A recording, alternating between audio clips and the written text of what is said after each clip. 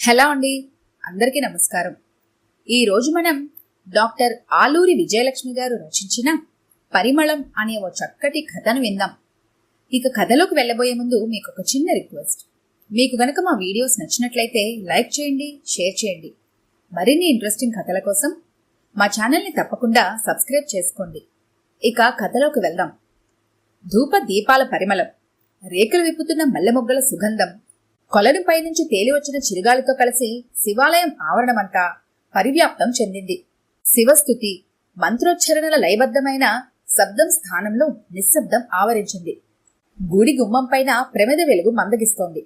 మోచేయి తల క్రింద పెట్టుకుని పక్కకు ఒత్తిగిలి పడుకున్న రాజేశ్వరి పమటి చెంగు నోటికి అడ్డు పెట్టుకుని రోధిస్తోంది. మెల్లగా మొదలైన ఆమె ఏడుపు సన్నటి శబ్దంతో వెక్కిళ్లగా మారి దొక్కలు పైకి లేస్తున్నాయి. తల్లి నడుం మీద చెయ్యేసి నిద్రిస్తున్న గౌరికి మెలకువ వచ్చింది. తమకు కాస్త అవతల నిద్రపోతున్న వారు నిద్రలేచారేమోనని కంగారుగా వాళ్ల వంక చూసింది గౌరి. వారు గాఢ నిద్రలో ఉండడం గమనించి స్థిమితపడింది. అమ్మకు ఇంకా దగ్గరగా జరిగి తన వైపు తిప్పుకొని ఆమె కన్నీరు తొడుస్తూ, ఏడవకమ్మా, గుండె నిబ్బరం చేసుకో, పడుకో అంది అనునయంగా. వీపు మీద మృదువుగా రాస్తూ ఓదారుస్తున్న కూతురు స్పర్శతో తనను తాను సంభాళించుకుంది రాజేశ్వరి. సలుపుతున్న దుఃఖం నుండి బయటపడడానికి ప్రయత్నిస్తూ మెల్లగా నిద్రలోకి ఒరిగింది. గౌరీ మనసులో ముసురుకున్న ఆలోచనలు ఆమెను నిద్రకు దూరం చేశాయి. 15 ఏళ్ల వయసులో రఘురామయ్యను పెళ్లి చేసుకుని కాపురానికి వచ్చిన రాజేశ్వరి అత్తమామలు, మరదలు, ఆడపడుచుల పట్ల చూపే అభిమానాలు ఆమెను అత్తింటి వారికి అభిమాన పాత్రురాలను చేశాయి. ఇరుగు పొరుగుల మంచి చెడ్డల్లో, కష్ట సుఖాల్లో మనస్ఫూర్తిగా పాలు పంచుకునే రాజేశ్వరి, రఘురామయ్య వారికి ఎంతో ఆత్మీయులయ్యారు. రాజేశ్వరికి భర్తతో పాటు తను కూడా వెళ్లి పొలం పని చేసేది. ఇంటికొచ్చాక గొడ్ల పని, వంట, ఇంటి పని అన్నింటినీ అవలీలగా అలుపు తెలియనట్టుగా చేసే రాజేశ్వరి మంచి పనిమంతురాలుగా పేరు తెచ్చుకుంది. మొదటి 2 పురుళ్లకు మాత్రమే పుట్టింటికి వెళ్ళింది రాజేశ్వరి. తర్వాత 3 పురుళ్లు ఊళ్ళోనే మంత్రసాని పోసింది. 4 మగపిల్లల తర్వాత పుట్టింది గౌరి. దశరథ మహారాజులాగా తమకు 4 కొడుకులని రాజేశ్వరి, రఘురామయ్య మురిసిపోయేవారు. 4 కొడుకులంటే 8 చేతులు, 4 రెట్లు ఆర్జనాన్న ఆలోచన వారికి ఉత్తేజపరిచేది. కొడుకులు వ్యవసాయంలో కుదురుకొని తమకు చేదోడు వాదోడుగా ఉంటారని ఆశపడ్డారు. అందుకే పెద్దగా వాళ్లు చదువు సంధ్యల మీద శ్రద్ధ పెట్టలేదు. చిన్నప్పటి నుంచి పొలాలు, చెట్లు, పూల మొక్కల మధ్య స్వేచ్ఛగా తిరుగుతూ, నవ్వుతూ, తుళ్ళుతూ, స్నేహితురాళ్లతో గలగలా మాట్లాడుతూ గౌరీ దూకే జలపాతంలా ఉండేది.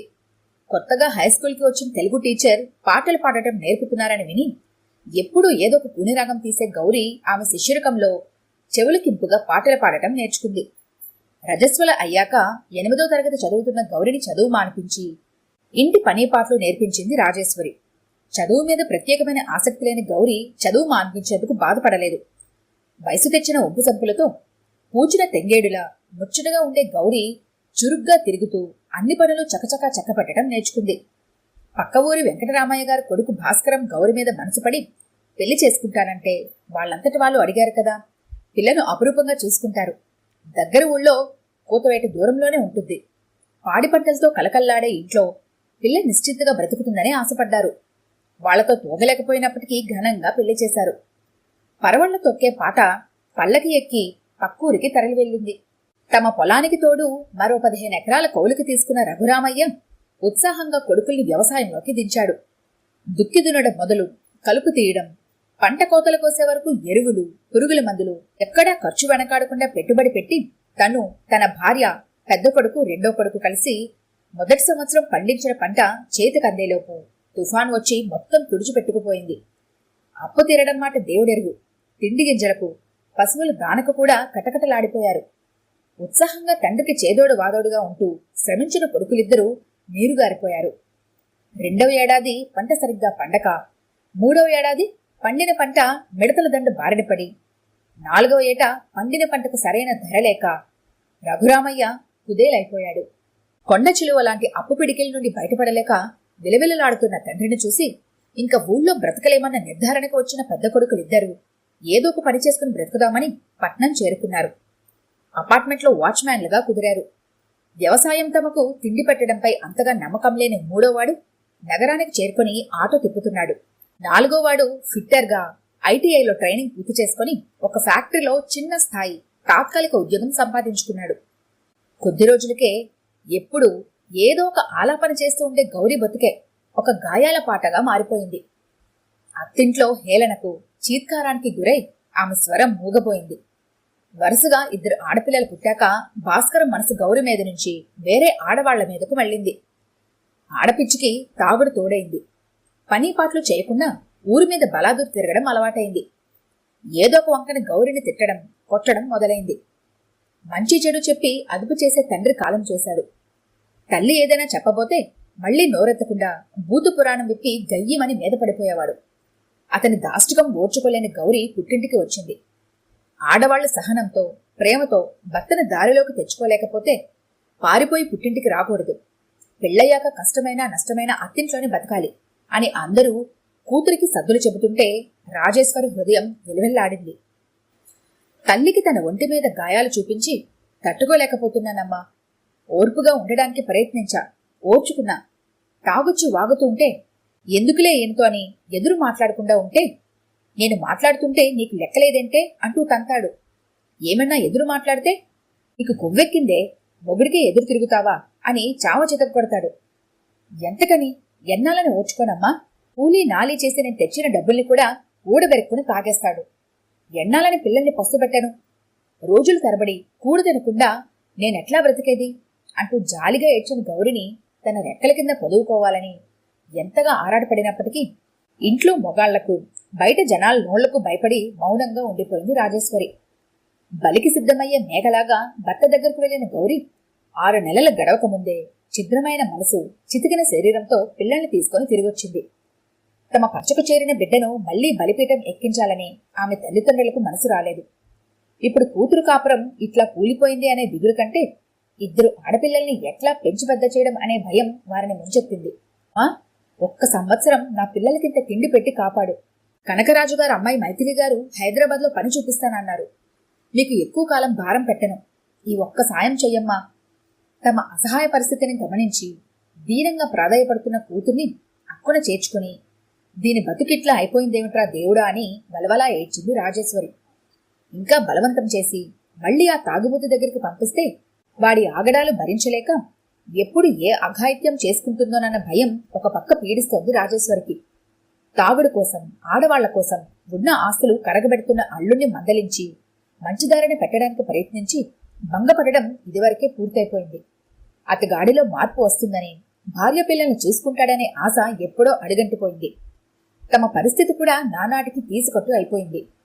కూతుర్ని, ఆమె పిల్లల్ని ఇంట్లో పెట్టుకుని ఎల్లకాలం పోషించే శక్తి లేని తమకు ఆమెని ఆపే తాహత, అర్హత లేదని గుర్తించిన రాజేశ్వరి, రఘురామయ్య ఇల్లు దాటి అడుగు బయటపెట్టిన తర్వాత వయసులో ఉన్న కూతురు మీద ఎట్లాంటి నిందలు వేస్తారో, ఎవరు ఏమంటారో అనే భయం ఉన్నప్పటికీ అయిష్టంగానే కూతురు ప్రతిపాదనకు ఒప్పుకున్నారు.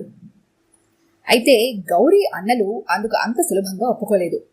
కాపురం కూలదోసుకుని ఇల్లు విడిచి బయటకు రావడం ఏమిటి అన్నారు. తమ ఇంటి ఆడపడుచు ఎక్కడో పట్నంలో ఇళ్లలో పనిచేస్తూ ఒంటరిగా బతుకుతానంటే తమ పరువేం కావాలి అన్నారు. నేను ఒట్టి పుణ్యానికి కండ కావరమెక్కి కాపురం కూలదోసుకున్నానా? వేరే ఏ దారి లేక నేను నా పిల్లలు బ్రతకడానికి ఈ దారే ఎంచుకున్నా. పరువు పరువు అంటున్నారు. పిరికిగా చావడం, అడ్డగోలు పనులు చేసి బతకడం పరువు తక్కువే గాని కష్టపడి బ్రతకడం పరువు తక్కువ పని కాదు. నాకు చదువు లేదు, మీరు కట్టబెట్టిన ఆస్తిపాస్తులు లేవు. అయినా నా రెక్కల మీద నాకు నమ్మకం ఉంది. నా రెక్కల కష్టంతో నేను బ్రతుకుతాను, నా పిల్లల్ని బ్రతికించుకుంటాను రోషంగా అంది గౌరీ.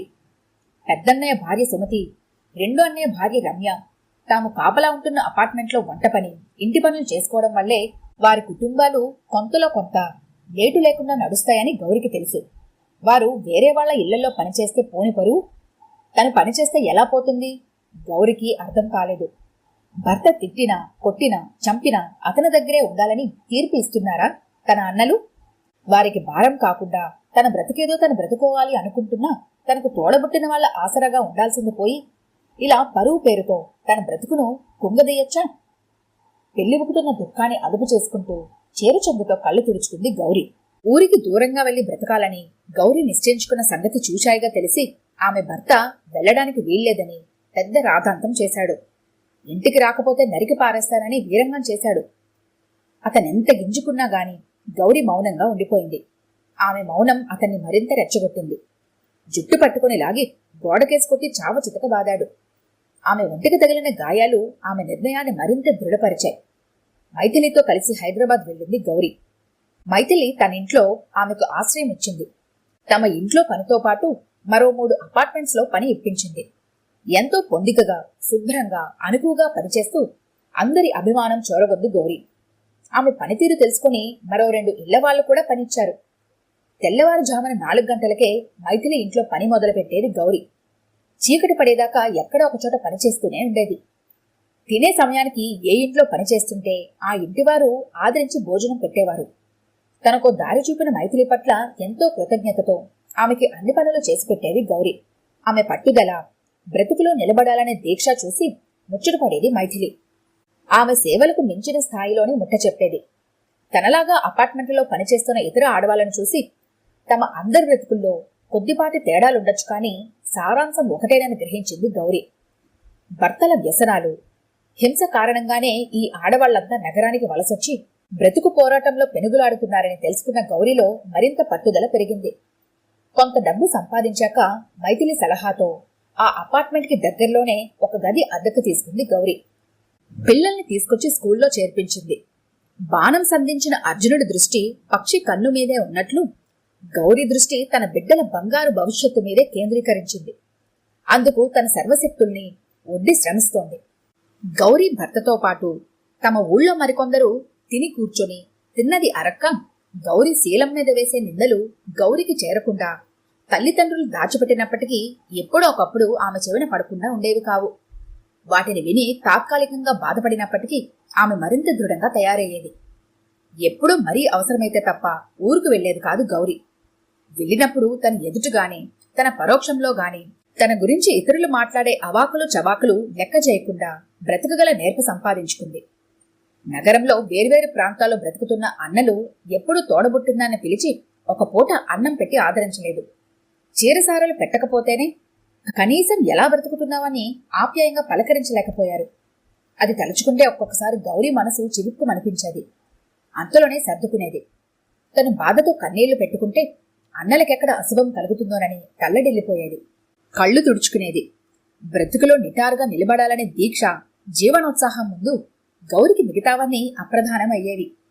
ఒంటరిగా ఉన్న ఆడదంటే ఉండే చులకనతో తనను లొంగదీసుకోవాలని ప్రయత్నించిన వారికి మంచి నేర్పుతో తప్పించుకొని నిప్పులా బ్రతుకుతున్న గౌరీ తన బ్రతుకు గురించి పెద్దగా బెంగపడలేదు. కాని సరైన తిండి, బట్టలు, నగలు లేకపోయినప్పటికీ తొలి యవ్వనపు మెరుపుతో ముచ్చట గొలిపే కుమార్తెలిద్దరినీ ఎటునుంచి ఏ ప్రమాదం చుట్టకుండా కాపాడుకోవాలని ఆరాటపడేది. ఇళ్లల్ని కుదురుగా ఉండనివ్వని అనేక ఆకర్షణలు, చెడిపోవటానికి బోలెడు దారులున్న ఈ నగరంలో ఎదుగుతున్న తన కూతుర్లిద్దరూ ఎలాంటి వాళ్లతో సహవాసాలు చేస్తారో, ఎటువంటి ఆకర్షణలకు లొంగిపోతారో, చదువు సంధ్యలు మానేసి ఎక్కడ పక్కదారులు పట్టి బతుకు బుగ్గిపాలు చేసుకుంటారోనని బెంగటిల్లిపోయేది. ఏ దుర్మార్గుడు ఎటువైపు నుంచి దాడి చేసి హాని చేస్తాడోనని భీతిల్లేది. వాళ్లకు బాధ్యతగా తిన్నగా బ్రతకడంలోని మంచి గురించి చెప్పాలని హతహలాడేది. కాని చదువు, ప్రపంచ జ్ఞానం అంతగా లేనితను వాళ్లకు సక్రమంగా ఏం చెప్పగలుగుతుంది అని అనుమానపడేది. తన బిడ్డలు నలుగురిలోని మర్యాదగా అందరి మెప్పు పొందేలా బ్రతికే అవకాశం కోసం తను పడుతున్న ఈ కష్టం ఫలిస్తోందో లేదో అని ఆదుర్దా పడేది. పెద్ద కూతురు రేణుక తల్లి లక్ష్యాన్ని అర్థం చేసుకుని శ్రద్ధగా చదువుకోవడమే కాక ప్రొద్దున్న సాయంకాలం ట్యూషన్లు చెప్తూ కొంత సంపాదిస్తోంది. చిన్నపిల్ల మీనాకు అలంకరణ మీద మోజు. మా హీరోయిన్ లాగా అందంగా తయారవ్వాలనే తహతహ. ఖరీదైన జీవితం పట్ల తన రెండో కూతురుకున్న ఆకర్షణ గౌరికి భయం కలిగించేది. తలకుల ప్రపంచపు పాకుడు రాళ్లపై మీనా బ్రతుకు జారిపోతుందేమని ఆదుర్దా పడేది. గౌరవంగా రాజమార్గంలో బ్రతకడానికి మెరుగైన సాధనం చదువేనని పదే పదే కూతురికి నచ్చ చెప్పేది. ఇలా బ్రతుకు పోరాటంలో ఉన్న గౌరికి తండ్రి చనిపోయాడన్న వార్త తెలిసి కన్నీరు మున్నీరైంది. కడసారి తండ్రిని చూడడానికి పిల్లల్ని తీసుకుని ఊరికి వెళ్ళింది. తండ్రి కాళ్ల దగ్గర కూర్చుని బోరున ఏడ్చింది. 2 సంవత్సరాల క్రితం తాగి ఆ తాగుడికే బలైపోయిన భర్త శవాన్ని చూసి నిర్లిప్తంగా కూర్చుండిపోయిన గౌరీ తన బాల్యంలో తండ్రి పడిన కష్టం, అతడి తపన, ఎదుర్కొన్న నష్టాల్ని తలుచుకొని పొగిలి ఏడ్చింది. దాదాపుగా 50 ఏళ్లు నాన్నతో కలిసి కష్టసుఖాలు పంచుకుని బ్రతికిన తల్లి ఒంటరి పక్షిలా విలువెల్లాడుతుంటే ఆమెను కౌగిలించుకుని ఓదారుస్తూ తన జీవితాన్ని తడిమి చూసుకుంది గౌరి. ధారాపాతంగా కారుతున్న కన్నీటిని అదుపు చేసుకుంది. ఏ ఆసరాలేని తనకు నాన్న ఉన్నాడన్న భరోసా కూడా లేకుండా పోయిందని భంగపడింది. తండ్రి దహన సంస్కారం ముగియగానే అన్నలందరూ 10వ రోజు దినం అయ్యేదాకా ఆగలేదు. యజమానులు సెలవులు ఇవ్వరంటూ పెద్ద కర్మ రోజున మళ్లీ వస్తామని చెప్పి భార్య పిల్లల్ని తీసుకుని వెళ్లిపోయారు. పిల్లలనైనా ఉంచి వెళ్లమని అడిగింది రాజేశ్వరి. పిల్లలకి కష్టమవుతుందంటూ అలా నిక్కచ్చిగా వెళ్లిపోవడం చూసి నిర్ఘాంతపోయింది గౌరి. తను పనిచేస్తున్న ఇళ్లలో 2 కుటుంబాల వాళ్ళు వృద్ధులే. వాళ్ళ కోసమైనా తను వెళ్లి మళ్లీ వద్దామని అనుకుంది. కాని ఇప్పుడెలా ఆలోచనలో పడింది. గౌరి తల్లిదండ్రుల దగ్గర బంధువుల్లో చాలా మంది కాలం చేశారు. కొందరు కదల్లేరు. తల్లికి తనే తోడుగా ఉండాలని నిశ్చయించుకుంది గౌరి. ఆ 2 వాళ్ళకి పనులు చేసిపెట్టి కాలేజీకి వెళ్లమని చెప్పి కూతులను పంపేసి తన అమ్మకు తోడుగా ఉండిపోయింది గౌరి. ఇన్నేళ్ల బ్రతుకులో డబ్బు సంపాదించలేకపోయినప్పటికీ ఊళ్ళో వాళ్ళ గౌరవం, బంధువుల అభిమానం పొందిన తన తండ్రి పెద్ద కర్మను ఏ లోటు లేకుండా చేస్తే బావుండుననుకుంది గౌరి. అదే మాట అన్నలకు ఫోన్ చేసి చెప్పింది. వాళ్ళు అంటే ముట్టనట్టు జవాబిచ్చారు. వాళ్ల వైఖరి ఏదో తూతూ మంత్రంగా తక్కువ ఖర్చులో కానిచ్చేమన్నట్టు ఉండడంతో నొచ్చుకుంది గౌరి. తల్లి అభిప్రాయం కూడా అడిగి తనే రంగంలోకి దిగింది. అందరి అవసరాలకు ఖర్చు కాగా మిగిలిన ఎకరం పొలం సంవత్సరం క్రితమే అమ్మేశారు. అమ్మా నాన్నలకు 1,50,000 ఉంచారు. మిగతాది 4 కొడుకులు పంచుకొని పట్టుకుపోయారు. గౌరికి కూడా వాటా ఇవ్వాలని తల్లిదండ్రులు ఎంత పోరాడినా వాళ్లు పడనివ్వలేదు. అప్పటికే అనారోగ్యం బారిన పడిన తల్లిదండ్రులకు పోట్లాడే ఓపిక లేకపోయింది. ఆ జ్ఞాపకాలన్నీ గౌరిని బాధపెట్టినా ఇరుగు పొరుగు సాయంతో ఇంటిని బాగుచేసి సున్నాలేసింది. దినం రోజు చేయాల్సిన సంప్రదాయ కార్యక్రమాన్ని భోజనాలకు ఖర్చులు లెక్కవేసి తల్లికి చెప్పింది. ఆమె దగ్గరున్న డబ్బుతో ఆమెకు సంతోషం కలిగించేలా ఏ లోటు రాకుండా కార్యక్రమం పూర్తి చేయడానికి అన్నీ సిద్ధం చేసింది గౌరి. ఒక్కరోజు ముందు గౌరి అన్నలొచ్చారు. మా ప్రమేయం లేకుండా జరిగిన ఏర్పాట్లు చూసి ముఖం మార్చుకున్నారు. కార్యక్రమం అయిందనిపించి మర్నాడే బయలుదేరడానికి సర్దుకుంటున్నారు. రాజేశ్వరి అన్న కొడుకు మాత్రం దినానికి వచ్చి ఆ రోజే హడావిడిగా తిరిగి వెళ్లిపోయాడు. పుట్టింటి వారసుడివి, నీ మేనత్తని ఇంటికి తీసుకెళ్లి నిద్ర చేయించి పంపమని బంధువులు చెప్పినా పట్టించుకోలేదు రాజేశ్వరి అన్న కొడుకు. తండ్రి పోయిన ఇంట్లో 6 నెలల వరకు ఉండకూడదు, అమ్మని మీతో తీసుకెళ్ళండ్రా అని పక్కింటి పిన్ని అన్నల వెంట పడితే ఆమె వంక చిరాగ్గా చూశారు. జవాబు దాటేశారు. ఉన్న డబ్బంతా దినానికి ఖర్చయిపోయినందుకు ముఖాలు ముఠముఠలాడించారు. ఇంటిని అమ్మకానికి పెట్టారు. ఈలోపే గౌరీ కూతురు రేణుక ఫోన్ చేసింది. చుట్టూ ఇళ్లవాళ్లు నువ్వెప్పుడొస్తావని అడుగుతున్నారు, వెంటనే బయలుదేర్రా అని చెప్పింది. ఇక్కడ తల్లి భవిష్యత్తు ఏమిటో అన్నలు తేల్చి చెప్పకపోవడంతో గౌరీ గుంజాటన పడిపోతోంది. శోకదేవతల ఓ మూల కూర్చున్న తల్లిని చూస్తుంటే గౌరీ మనసు నీరైపోతోంది. కాని తను వెళ్ళక తప్పదు. పొద్దుపోకముందే బయలుదేరాలి. ఎలా అని గౌరీ ఒకవైపు మదన పడుతూనే కన్న తల్లిని ఒంటరిగా వదిలేసిపోయే కసాయివాళ్లు కాదులే అన్నలు అని మరోవైపు మనసుకు సర్ది చెప్పుకుంటూ బయలుదేరింది గౌరీ. బస్సు కోసం ఎదురుచూస్తున్న గౌరీ మనసులో అలజడి. అమ్మను ఒకవేళ అన్నలు తీసుకెళ్లకపోతే దిక్కులేక తన తల్లి ఎంత క్షోభపడుతుందో. చేతిలో చిల్లు గవ్వ కూడా లేని అమ్మ ఎలా బ్రతుకుతుంది? పోనీ అమ్మను తను తీసుకెళ్తే శివాలయంలో అమ్మతో నిద్ర చేయిస్తే ఏ కీడు జరగదన్న పంతులుగారి మాట గుర్తుకొచ్చింది. కాని తన దగ్గర ఉండటానికి అమ్మ ఒప్పుకుంటుందా? తండ్రి, తర్వాత భర్త, ఆ తర్వాత కొడుకులు అని నమ్మే తన తల్లి తన ఇంటికి వస్తుందా? దశరథ మహారాజులాగా నాకు 4 కొడుకులు అని తెగ మురిసిపోయిన అమ్మ తన ఇంటికి వస్తుందా? నలుగురిలోనూ కొడుకులకు చిన్నతనం అవుతుందేమోనన్న భయంతో తన వెంట రానదు కదా. బడ్డీ కొట్టు దగ్గర బెంచీ మీద కూర్చొని బస్సు కోసం ఎదురుచూస్తున్న గౌరీ చివ్వున లేచి బ్యాగ్ తీసుకుని తల్లి దగ్గరకు బయలుదేరింది.